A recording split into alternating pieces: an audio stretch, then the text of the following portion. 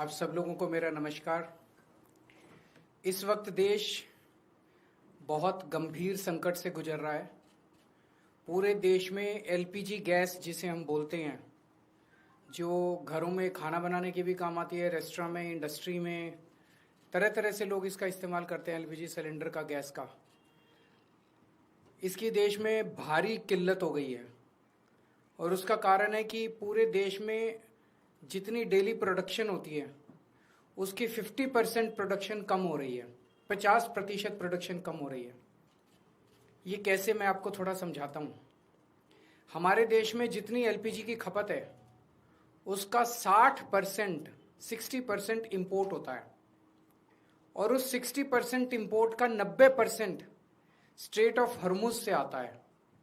और straight of हर्मुज अब India में जितना आता था इंडिया के लिए बंद हो गया, तो 90% इंपोर्ट्स कम हो गए हैं।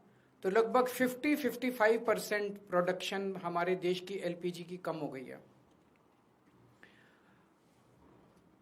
इसका सबसे ज्यादा खामियाजा इस वक्त इमीडिएटली रेस्टोरेंट्स और होटल बर्दाश्त कर रहे हैं।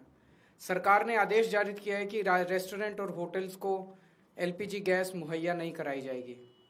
रेस्टोरेंट्स एंड होटल्स एलपीजी की स्टॉक नहीं रख सकते, वो उसको स्टोर करके नहीं रख सकते क्योंकि सेफ्टी कंसर्न्स होते हैं।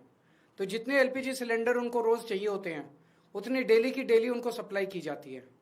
तो अब एकदम से अगर एलपीजी बंद हो गई तो उनके पास तो 2 दिन का भी स्टॉक नहीं है, 1 दिन का भी स्टॉक नहीं है। इसकी वजह से अब मुंबई में 20% होटल और रेस्टोरेंट बंद हो चुके हैं और लगभग अगले 2 दिन के अंदर 50% रेस्टोरेंट और होटल बंद होने जा रहे हैं।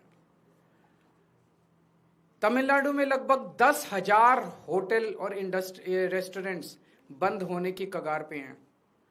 पंजाब और दिल्ली एनसीआर में हजारों होटल और रेस्टोरेंट्स आने वाले कुछ दिनों के अंदर बंद होने जा रहे हैं।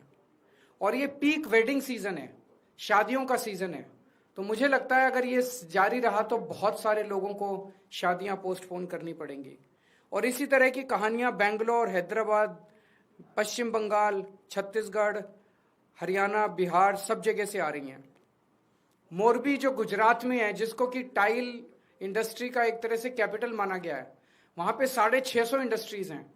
उनमें से 170 इंडस्ट्री बंद हो चुकी है और 1 लाख लोग बेरोजगार हो चुके हैं। पूरे देश में इससे 1 करोड़ से ज्यादा लोगों के एकदम से बेरोजगार हो जाने की आशंका है। और इतने बड़े स्तर पे अगर लोग बेरोजगार हो गए तो क्या स्थिति होगी, हम सोच सकते हैं। और पिछले दिनों में सरकार ने कॉमर्शियल भी और डोमेस्टिक भी दोनों एलपीजी के दाम काफी ज्यादा बढ़ा दिए हैं। जो सरकार ने बढ़ाए वो तो अलग है, लेकिन अब मार्केट में जम के ब्लैक हो रही है एलपीजी की चारों तरफ। हमें यह समझना पड़ेगा ये क्यों हो रहा है। ये हो रहा है क्योंकि इजराइल और अमेरिका ने ईरान के ऊपर हमला किया है। स्ट्रेट ऑफ हर्मुज जो है, वहां से दुनिया का काफी ज्यादा तेल और गैस जो है उसका आवागमन होता है। ईरान ने स्ट्रेट ऑफ हर्मुज पे कब्जा किया हुआ है और ईरान ने कहा है कि जो उनके फ्रेंडली देश हैं केवल उन्हीं को वहां से अपनी शिप्स ले जाने लाने का अधिकार होगा। तो जैसे रशिया, चाइना, केवल उनके शिप्स को अलाउ किया जा रहा है।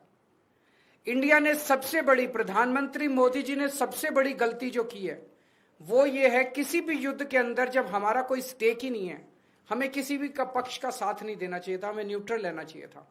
नॉन अलाइंड पॉलिसी भारत की विदेश नीति पिछले 75 साल से चली आ रही थी, जिसको प्रधानमंत्री ने चंद दिनों के अंदर डिमोलिश कर दिया। वो जाके सीधे इजराइल और अमेरिका के साथ खड़े हो गए, ईरान के खिलाफ खड़े हो गए। युद्ध शुरू होने के 1 दिन पहले उन्हें इजराइल जाने की क्या जरूरत थी?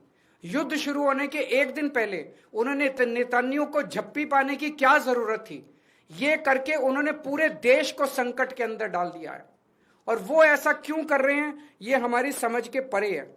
आज तक भारत ने कभी भी अंतर्राष्ट्रीय स्तर के ऊपर ना इस साइड का पक्ष लिया ना उस साइड का पक्ष लिया।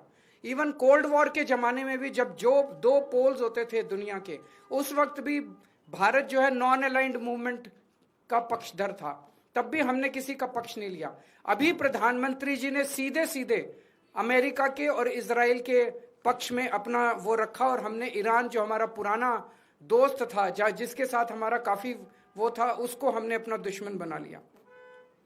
140 करोड़ पिछले कुछ दिनों में, पिछले कुछ महीनों में, पिछले 1 साल से हम देख रहे हैं किस तरह से प्रधानमंत्री मोदी जी सीधे सीधे, ऐसा लगता है मेरे को ये शब्द इस्तेमाल करते हुए बेहद शर्म महसूस हो रही है, प्रधानमंत्री मोदी जी ट्रंप के गुलाम बने हुए हैं।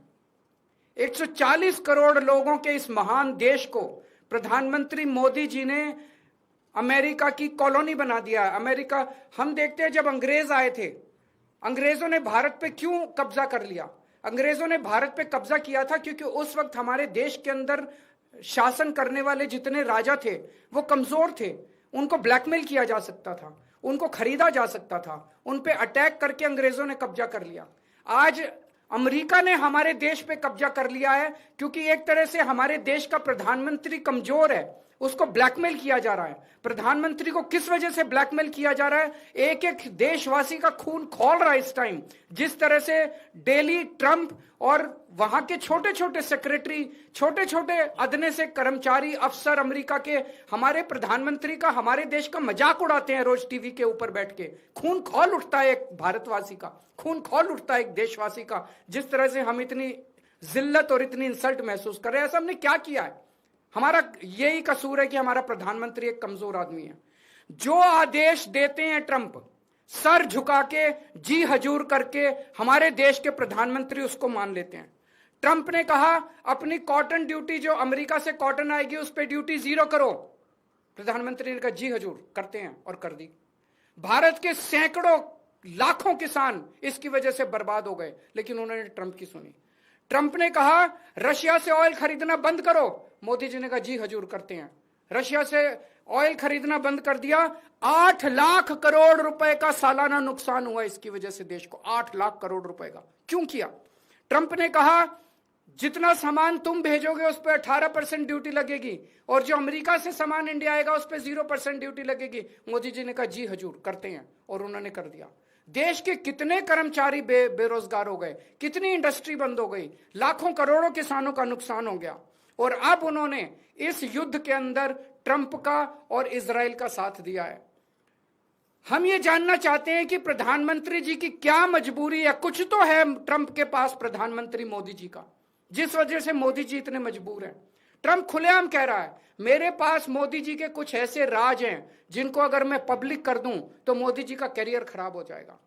अगर मोदी जी को लगता है कि कुछ ऐसी शर्मनाक बातें हैं ट्रंप के पास जिनको पब्लिक में आने से उन्हें नुकसान होगा, वो इस्तीफा दे दें, पर देश के साथ खिलवाड़ ना करें। कोई और बच जाएगा प्रधानमंत्री। अगर उन्हें अपने जो उनके सीक्रेट्स हैं ट्रंप के पास, उसके पब्लिक होने से डर लगता है, वो इस्तीफा दे दें, पर देश को बर्बाद ना करें। 1947 में हमारा देश आजाद हुआ, उस वक्त हमारा देश इकोनॉमिकली और कई चीजों में बहुत कमजोर था। इसके बावजूद पूरी दुनिया में भारत की एक इज्जत थी, पूरी दुनिया के अंदर भारत का सम्मान होता था। 1971 में जब सीधे सीधे अमेरिका ने धमकी दी थी इंदिरा गांधी जी को, तत्कालीन प्रधानमंत्री को, कि अगर तुमने पाकिस्तान पे हमला किया तो अमेरिका भारत पे हमला कर देगा। इंदिरा गांधी ने अमेरिका की एक नहीं सुनी, हमने पाकिस्तान पे हमला करके बांग्लादेश को आजाद कराया। वो एक जमाना था जब भारत चौड़ा होकर पूरी दुनिया के अंदर चलता। आज हमारे देश के प्रधानमंत्री मोदी जी ने भारत का सर झुका दिया है पूरी दुनिया के अंदर। हम चाहते हैं कि ये पॉलिसी, फॉरेन पॉलिसी इस तरह की ना की जाए, हमें अमेरिका का गुलाम ना बनाया जाए, ट्रंप के सामने नतमस्तक ना हुआ जाए, और देश की विदेश नीति हमारे भारत के क्या इंटरेस्ट्स हैं उसके हिसाब से बननी चाहिए, ना कि प्रधानमंत्री जी की मजबूरियों और कमजोरियों की गुलाम होनी चाहिए। अगर आपके 1-2 प्रश्न। हाँ जी, हाँ। तो उन्होंने सारा बंद कर दिया ना, सारी होटल बंद कर दिया,